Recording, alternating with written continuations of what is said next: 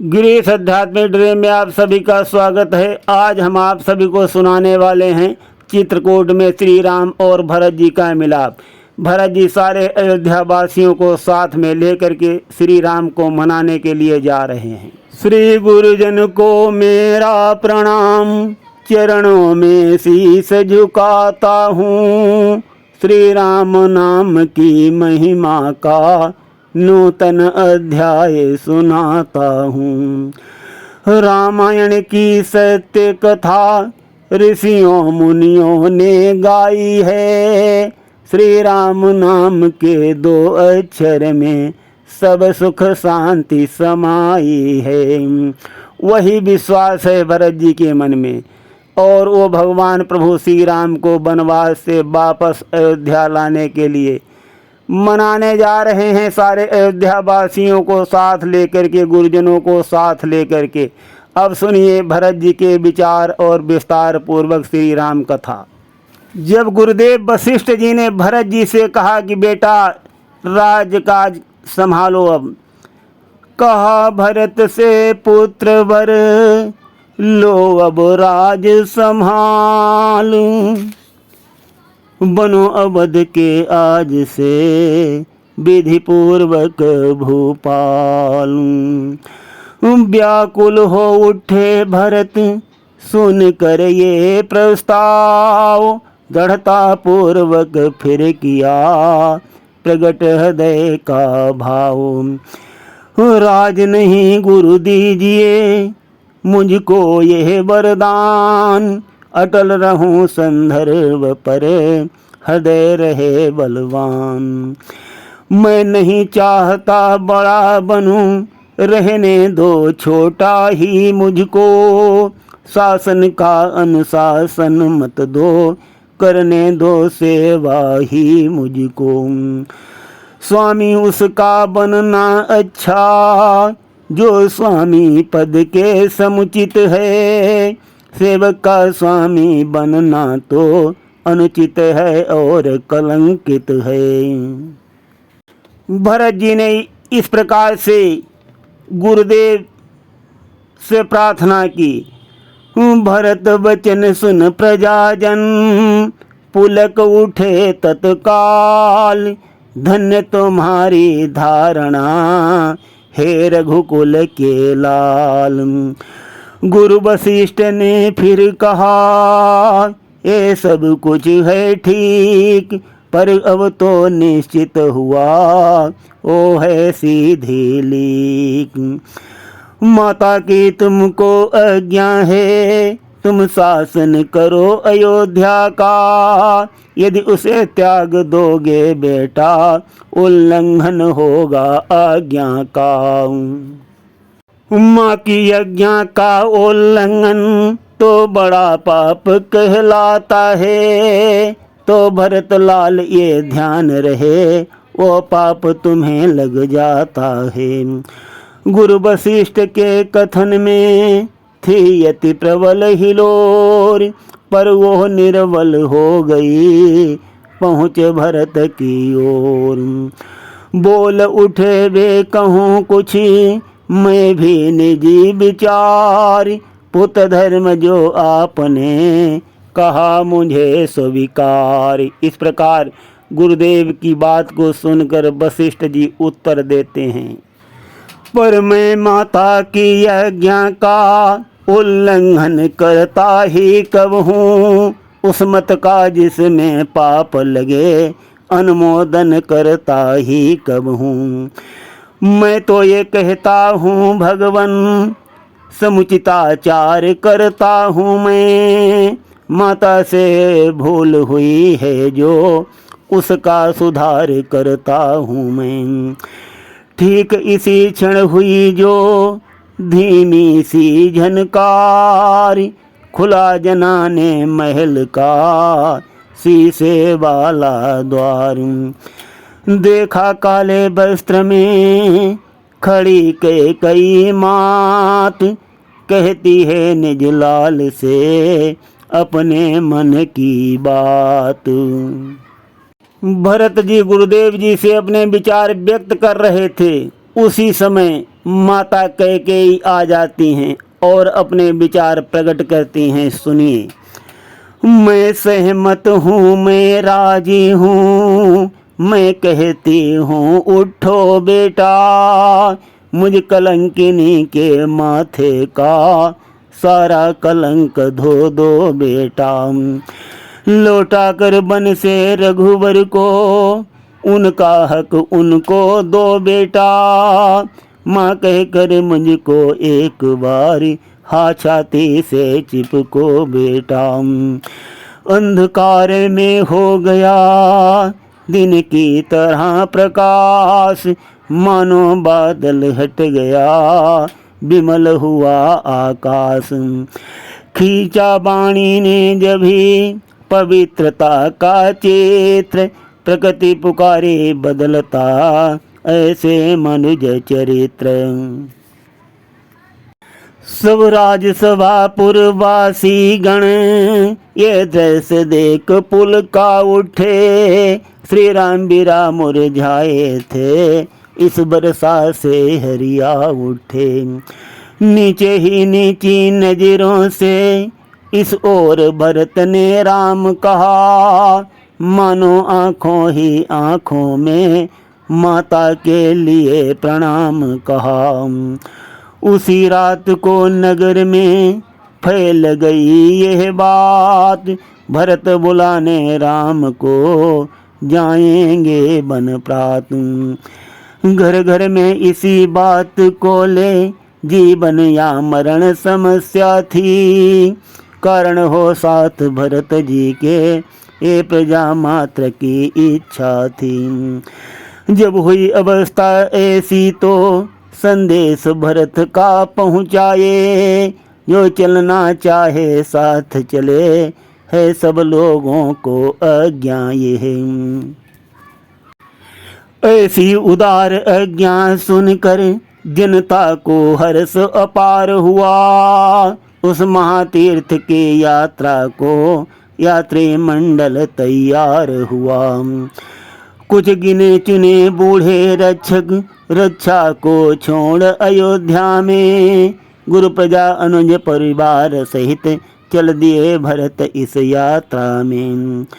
मानव ही नहीं देवता तक ये दृश्य निहार ल जाते हैं साथ पाल की अस बहुत, पर भरत पया दे जाते हैं। है जग के धनवानों देखो, धन रहते धनपति निर्धन है। ये राजपति की ये छवि है, शाही फकीर का दर्शन है। वन यात्रा में चले थे जिस प्रकार रघुवीर, त्यों ही ये पहले दिवस ठहरे तमसा तीर। आगे फिर चल कर किया उसी जगह विश्राम, श्रृंगबेरपुर में जहाँ ठहरे थे श्री राम। गुह निषाद ने उस समय उधर जब सुने भरत के ठाठ, कुमत जान रण के लिए रोकी इनकी बात। पर जब उसने भरत का हृदय लिया पहचान, क्षमा मांग साथी बना छोड़ युद्ध का ध्यान। जिस पेड़ तले प्रभु सोए थे वो भरत लाल ने देखा जब, पत्तों की और कुशाओं की सैया का दृश्य बिलो का जब। सीता की साड़ी के तारे पृथ्वी पर देखे भाले जब, बेकनक बिंदु जो पीले थे रजसे में से ढूंढ निकाले जब। तब दशा हुई जैसी मन की वो नहीं कथन में आती है चिन्ह सांत्वना के फिर भी व्याकुलता बढ़ती जाती है। ओ बन की भूमि धन्य तुझको, तू प्रभु की आश्रय दाता है छाया उनकी छाया से तेरा निसी भर का नाता है। पत्तों कर्तव्य वीर तुम हो, जो रहे नाथ की सेवा में। संकेत हुआ तो वृक्ष छोड़े, बिछ गए भूमि पर सेवा में। आराम दिया उन अंगों को, जो बात में दुख से दुख गए। फिर जब वियोग हुआ उनका, 2 दिन न जिए तुम सूख गए। भरत जी बहुत व्याकुल हो रहे हैं। उनके आंखों से आंसुओं की धार की नदी बह रही है। थे विचार ये हृदय में, नैनों में था नीर।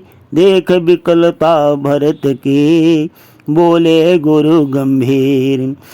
बेटा अकुलाओ मत इतने, साथी अन्यथा दुखी होंगे। वो समय निकट है राघव को, पाकर ये नैन सुखी होंगे। सुख दुख जगत में जीवों को, खुश करते और रुलाते हैं। आकाश पे बादल आते हैं, आकर विलीन हो जाते हैं। गुरु इस भांति धीर को, धीर बंधाते जाएं। महारात्रि में ज्ञान का दीप दिखाते जाएं। इस प्रकार से गुरुदेव भरत जी को धीर बंधाते जा रहे हैं। और जहाँ भगवान प्रभु श्री राम ने गंगा पार किया था, वहीं से भरत जी भी गंगा को पार करते हैं। जिन बनों और जिन ग्रामों से, जिन राहों से प्रभु निकले थे, उस स्थल की धूल पवित्र समझ, सिर झुका भरत जी चलते थे। रस्ते के नर नारी कहते, जो राजी होकर त्यागी हैं। ऐसे राजर्ष निहार आज, निश्चय ही हम बड़ भागी हैं। दुखदाई माँ के घर बेटा, सुखदाई हो तो ऐसा हो। भाई ये सच्चा भाई है, यदि भाई हो तो ऐसा हो। भाई का धर्म बताने को, है साक्षात अवतार भरत। सिखलाते भाई भाई का, भाई भाई का प्यार भरत। पहुँचा दल यात्रियों का, तीर्थ राज जब प्रात। भरद्वाज जी से हुआ, आगे का पथ ज्ञात। लखन सिय रामचंद्र शंकर हरिओम। इस प्रकार से भरत जी तीर्थराज प्रयाग में पहुंच जाते हैं। और भरद्वाज मुनिवर से उनको आगे की रास्ता का ज्ञान होता है। इस भांति शीघ्र चलते चलते, पहुँचे जब वाल्मीकि जी के। तब सुना उदय हो रहे भाग्य, उस चित्रकूट की धरती के। अब भरत बाउलों के समान, बोले क्या चित्रकूट में है। ये जीवन दाता जय दाता, सुखदाता चित्रकूट में है किधर कहाँ वो चित्रकूट, जिस जगह जानकी जीवन है निर्बल प्राणों के प्राणी, सत्तर चल जहाँ प्राण धन है। दाता जिस कुटिया में रहता, भिक्षुक का है भंडार वही, है स्वर्ग वही बैकुंठ वही, कैलाश वही हरिद्वार वही। इस प्रकार से भरत जी भावुक होकर के अपनी वाणी दर्शा रहे हैं। भावुक व्याकुल और विह्वल होते हुए श्री राम जी से मिलने के लिए निरंतर आगे बढ़ रहे हैं। और इधर चित्रकूट में भगवान श्री राम सीता माता और लक्ष्मण जी के साथ बैठे हैं। सीता माता श्री राम जी से प्रश्न कर रही हैं कि प्रेम क्या होता है, प्रेम की परिभाषा पूछ रही हैं। 2.5 अक्षर प्रेम का पढ़े सो पंडित होए, पोथी पढ़ पढ़ जग मुआ पंडित हुआ न कोई। मैंने उल्टा चौपाई पढ़ दिया है, लेकिन तो यहाँ पर सीता माता के प्रश्न का उत्तर भगवान प्रभु श्री राम जी दे रहे हैं। सुनिए। प्रियतमे प्रेम है बड़ी चीज, जग का इस पर ही जीवन है। लाता है प्राणी साथ इसे, ये उसका जन्म सिद्धि धन है। ईश्वर के बाद महान वस्तु यदि कोई समझी जाती है, तो निसंदेह प्रेम ही की गिनती गिनने में आती है।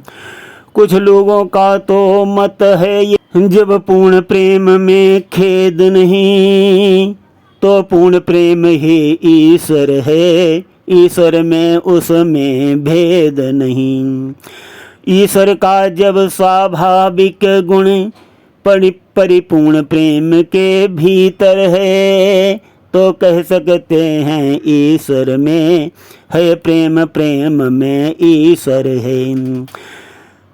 निज स्वरूप है प्रेम का निर्मल आत्मिक प्रेम, दूर नहीं है यहाँ से वो परमात्मिक प्रेम।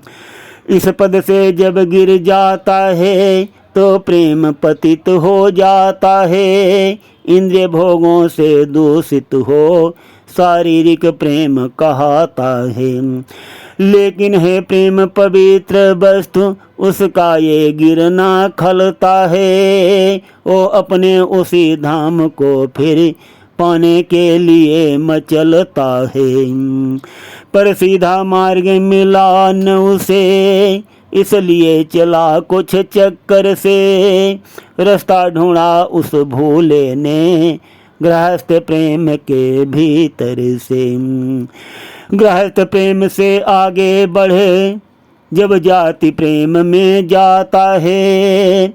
मिलता है विस्तृत मार्ग, तभी झट देश प्रेम में आता है। आगे फिर विश्व प्रेम में जा, प्राकृतिक प्रेम में आया है।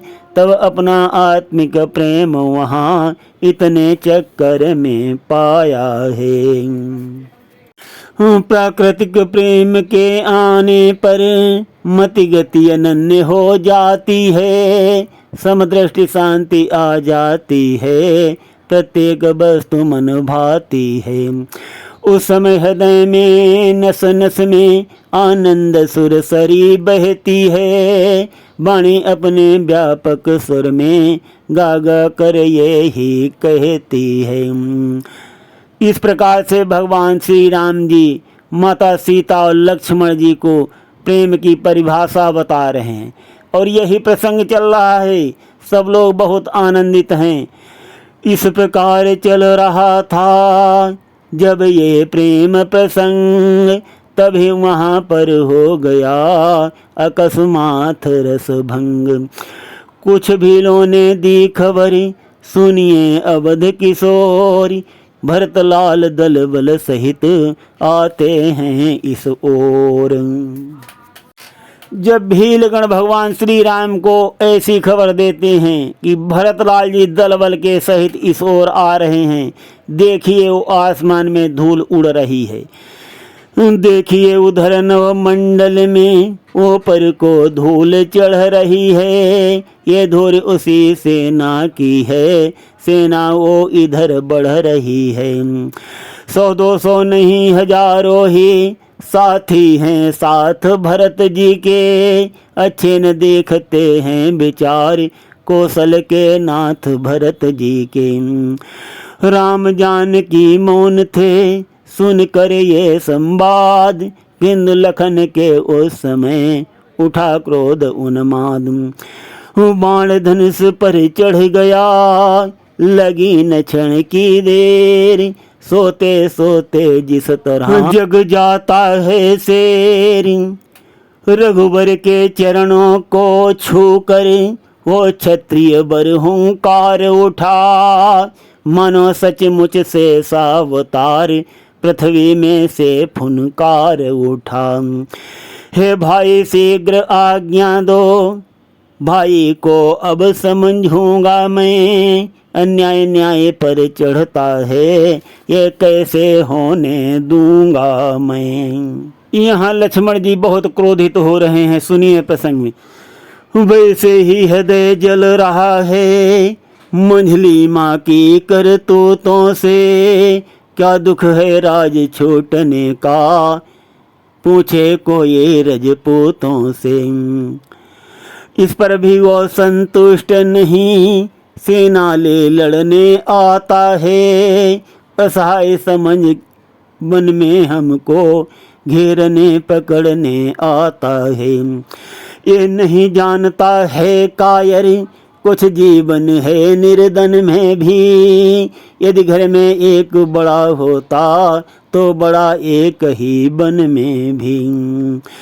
हे नाथ रोकते रहे सदा, पर आज रोकना नहीं मुझे, सौगंध आपको है मेरी, इस समय टोकना नहीं मुझे।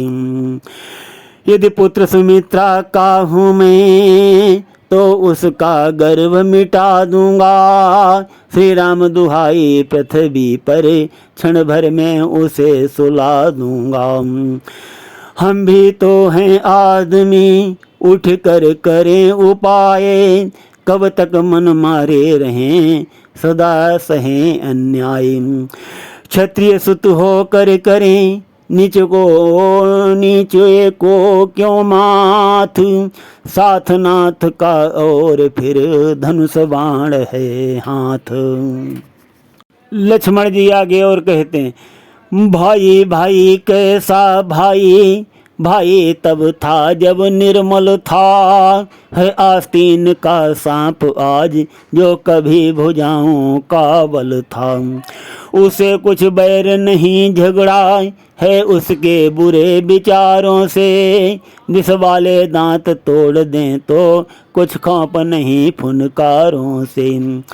सेवक का तो है धर्म यही, नित तत्पर होना सेवा है, स्वामी पर संकट आए तो न्यौछावर होना सेवा है। इसलिए हाथ में धनुआ है, धनुआ पर बाण चढ़ रहा है, शत्रुओं संभल जाओ रण में, लक्ष्मण का क्रोध बढ़ रहा है।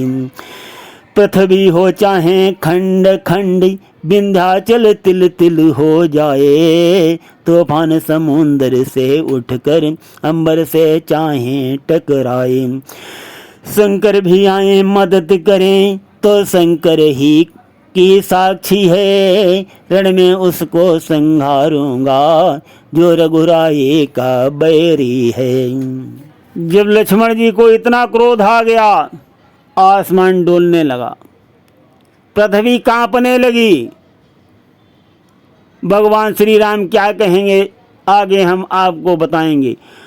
हुआ लखन के क्रोध का जब इस भांति प्रकाश, पृथ्वी कंपित हो गई डोल उठा आकाश। कहा राम ने रोकता नहीं तुम्हें मैं भ्रात, फिर भी होकर शांत कुछ सुन लो मेरी बात।